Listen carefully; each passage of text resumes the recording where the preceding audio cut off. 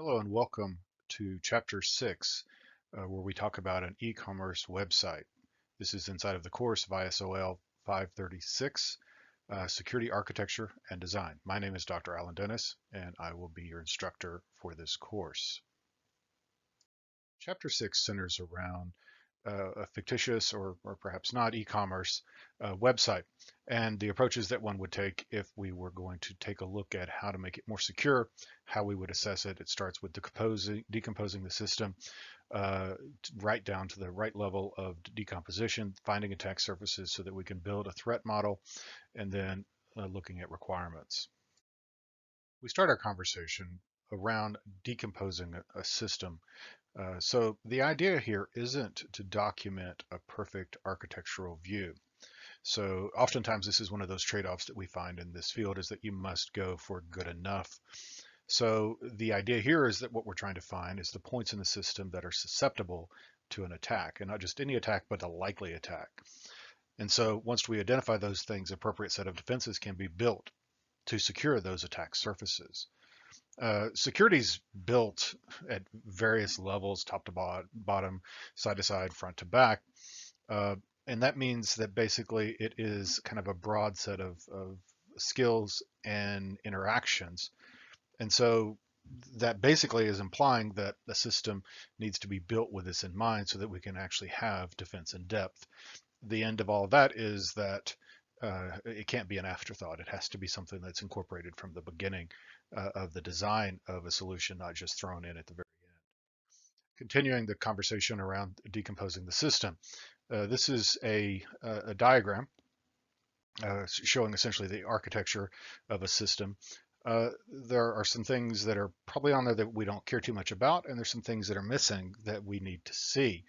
And in particular, we're interested in where are the attack surfaces, right? And so moving on to the next subsection, the big arrows are pointing at are the essentially the attack surfaces. These are places where you're crossing through some sort of a boundary as a general rule. Also, we added the web authentication aspect of this system, and that it uses some form of an Active Directory or directory of some sort to do the validation. And we also dropped off a few arcs because they weren't necessarily adding a ton of value. The narrative here goes into all the various types of flows, but the basic idea here is that you want to find the right amount of detail without going too far. So it needs to be the detail that you care about, not every bit of detail, not enough detail that somebody looks at it and their eyes kind of glaze over, but rather showing what is necessary to move on in the process. So finding attack surfaces so that you can actually build the threat. And one of the things we're looking for is this concept of where an injection could occur. And so cross-scripting, site scripting is one of the things that we're always concerned with.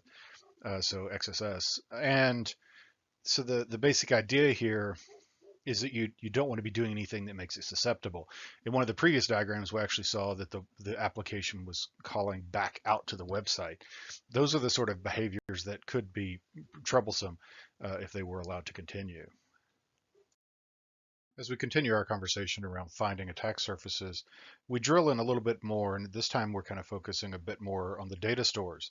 So whenever you're dealing with a dynamic application, something that is driven by a database, pretty much everything it does is going to come from a database. And so tracking those various databases is important to know where there might possibly be, some sort of vulnerability, and also that helps you identify those attack surfaces. So drilling in further and throwing some arrows pointing at some of these places where there potentially could be an attack surface, you can quickly see that if you were to graphically point them out everywhere, you end up with potentially a lot, because anytime something is being retrieved from some sort of persistent storage, that is a potential attack surface.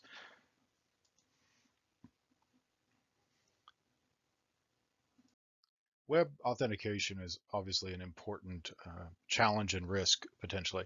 And one of the trends that have emerged fairly recently is not so much to do the actual authentication yourself, but rather rely on something else to do it. And so that's where the concepts of single sign-on come to play and doing things like OAuth.